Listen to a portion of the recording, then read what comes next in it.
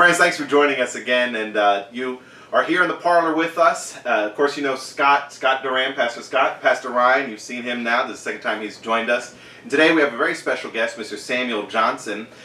Samuel, you are a law student at Liberty, and a member of a congregation that's sort of in our fellowship of friends. So we welcome him here, and he's going to provide some insight, some of his knowledge. He's a very brilliant man, and I look forward to hearing what he can share with us today. The bar has just been raised up about right there. So do not disappoint, you understand? Thanks very much, I think. Yeah. I'll do my best. So today we want to change things up a little bit to address an issue that is a very current topic. And of course that topic is abortion. And as you know, probably there's that leaked document. Now, I don't know how much more has come of that. I don't know if, Sammy, you can tell us a little bit more, other than I know it's been leaked, and it's an opinion paper, but so far nothing has been officially declared. Is that correct? Yeah, at this stage in the process, the Supreme Court's going to be very secretive about everything, as they usually are when they're deliberating about a case that they've heard oral argument on before they come out with an official opinion. This opinion paper that was leaked is a preliminary draft of Justice Alito's ideal opinion. It does not reflect the opinion of the court at this point in time. I'm sure you all know it's customary for justices to circulate these opinions back and forth between themselves. They'll change things, they'll add things, they'll take things out. The final opinion in Dobbs versus Jackson's Women's Health Organization is, it may very well be very different than the paper that was leaked. So what they're trying to do is determine who leaked it to the press, because this is an absolutely unprecedented thing that happened. I've never heard of something like that. And it completely undermines the trust and confidentiality necessary for the Supreme Court to function as it should. So this is a really, really big deal. Whoever leaked this paper needs to have the highest professional and civil consequences that can be brought to bear on this. But at this stage in the process, they've not publicized anything as far as who did it. Justice Thomas, I'm sure you've heard what he's been saying about how it's such a terrible thing for the Supreme Court. So just a very sad time, and the whole surrounding of it is, I think they're trying to shroud it in the secrecy it should have been shrouded in from the beginning. Yeah. Well, it makes it seem like that leak is very clearly, at least from my perspective, and I think perspective of most pro-lifers, is it was someone who was a pro-abortion who perhaps leaked it in order to rile up, and as they have successfully riled up these protests to try and convince or pressure the conservative justices to maybe change their mind. That certainly was my perspective. That's probably the best explanation for it all. There's other explanations from the other side about how it might have been a conservative law clerk who wanted to try to lock in a majority by kind of shaming the conservative justices in deciding with that opinion. So it's a possibility. I rather think that your view is more correct, but again, we just don't know at this point. Yeah. Isn't it crazy with the reaction to the leak? Oh, yeah. The anger in this country that people cannot kill their kids. I mean, just think about that. People are out there violently protesting because they cannot murder their own children. I really am not going to be much help today because I'm very opinionated about this, and rightly so. It's murder. It's murder. I don't care what the circumstance. The baby always dies in the end. That's murder. And for people to be screaming out in the street for their right to kill their kids, it is a satanic bloodlust is what it is. And there's nothing more I can add to this. So. Well, society is hypocritical, because on one side you have the legal battle to kill children. Then on the other side you have homicide cases where a pregnant woman loses their child, and they call that murder. Mhm. And if you're gonna raise the flag for killing children, then obviously anybody that shoots a woman that's pregnant and the child dies should not be charged for murder. But then on the other side, if you're gonna keep that where they're charged for murder, then you need to charge everybody else that has an abortion for murder. Well, I think the heart of the hypocrisy is how it's a child if it's wanted and it's a fetus when it's not. They and again, this goes back to what we were talking about before, where I think the Christian basis that once was the foundation of law and of society in this country has been replaced with the religion of self-worship. And people, when you touch their gods, they get very angry. And this goes to what Scott was saying as well. If you touch my physical autonomy, my personal autonomy over myself, my lifestyle that I want, you get in between me and my desires, I'm going to get very angry, because that's their new religion now. And this motivates what they call things. It's a fetus when I don't want it, but it's a child when I do want it. And that has no rational or scientific basis. It's based purely on their own desires, because as their own God, they're defining their own reality. Well, what really upsets me, besides the abortion, which is wrong, is that it's focused on the woman and her body. What's a woman? Well, that's Sure, apologist here? Yeah. Sorry, we can't define that, Ryan. Which I know we can't define that today, right? But the man, or I mean, do they what- really believe that stuff? I'm sorry. That's We- like insanity to me. when we define Oh. man according to biology, Just science, look down. maybe even what the Bible says a man is. Look You- down. I know what you, yes, I understand.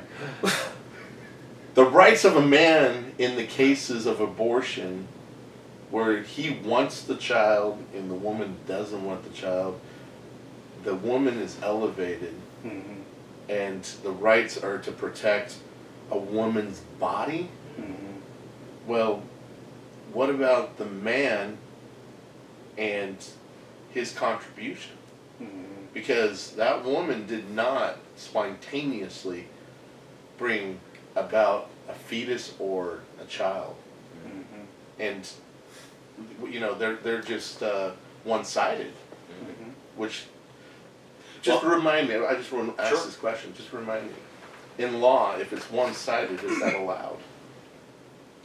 Typically, except in some circumstances, it's okay. But that's typical law school answer. It depends. Depends. That's the answer to everything. in law. Yeah, it depends. Yeah. But typically speaking, discrimination between, on the basis of gender, it's not considered a suspect classification for purposes of equal protection. So the law can discriminate on the basis of gender so long as it is basically closely drawn to suit a very important state interest. So it's less than like strict scrutiny, which governs things like content-based restrictions on speech, right? You can't do that at all unless there's a compelling state interest and you're using the least restrictive or most narrowly tailored means to do so. So it's a lower level of scrutiny than that, but it's a higher level than minimal scrutiny, which is like restrictions on commerce, right? If there's legitimate state interest and the means you're using is rationally related, if it's reasonable, it goes. It's higher than that, but lower than strict scrutiny. So the law can discriminate on gender, as long as it surmounts that intermediate hurdle. It reminds me of the passage from, I guess, Leviticus, you shall show no partiality. I'd be curious to see, I guess, imagine a world that was truly run by this whole book. A society run, from cover to not just an Old Testament society, because I think we can look to Israel and see that.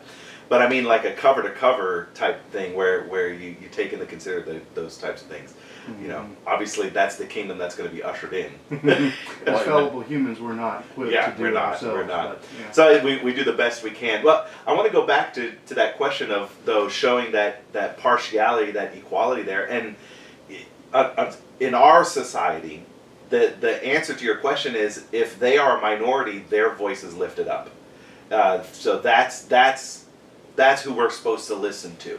So and in the case of many of these abortions, it's poor black women, and if you add like another religion onto that, or some gender dysphoria thing, now they're like intersectionality says that's the person you need to listen to.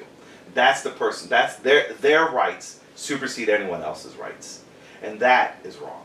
And the law itself treats discrimination on the basis of race differently than discrimination on the basis of gender. Mm-hmm. Racial discrimination is treated with strict scrutiny, much like a content-based speech restriction. It has to be a compelling state interest, and you have to use the least restrictive means.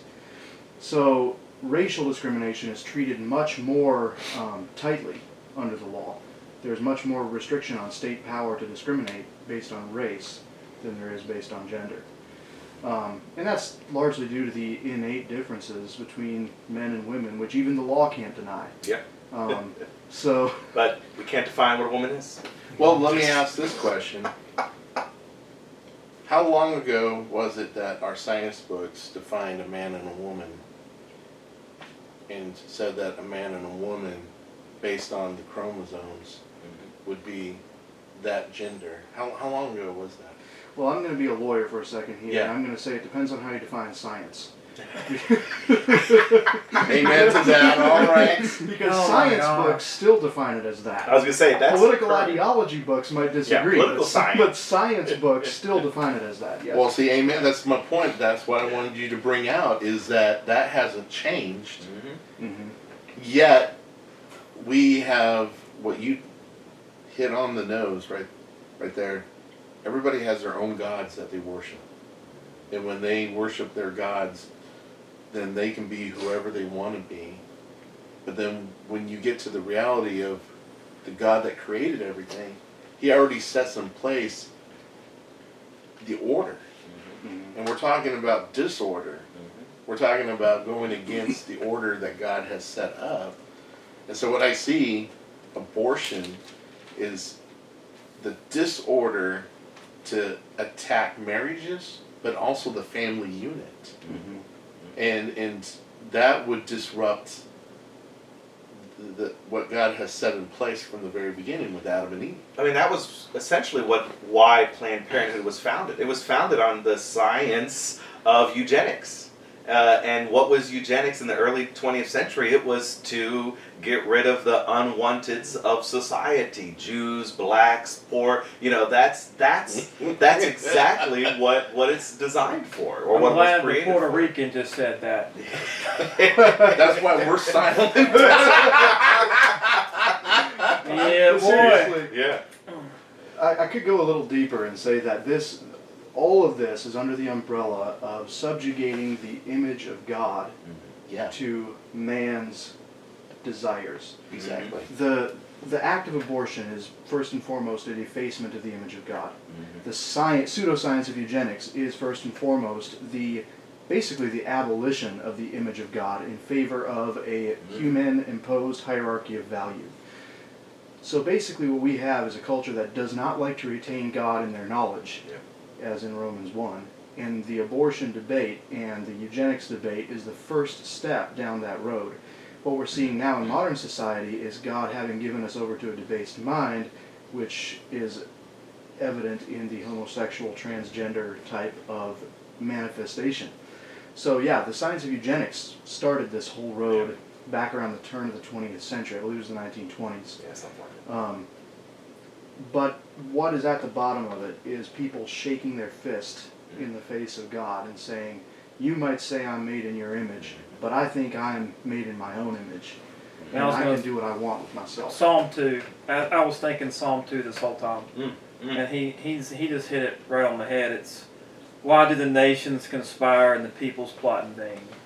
The kings of the earth take their stand, and the rulers gather together against the Lord, against His anointed one.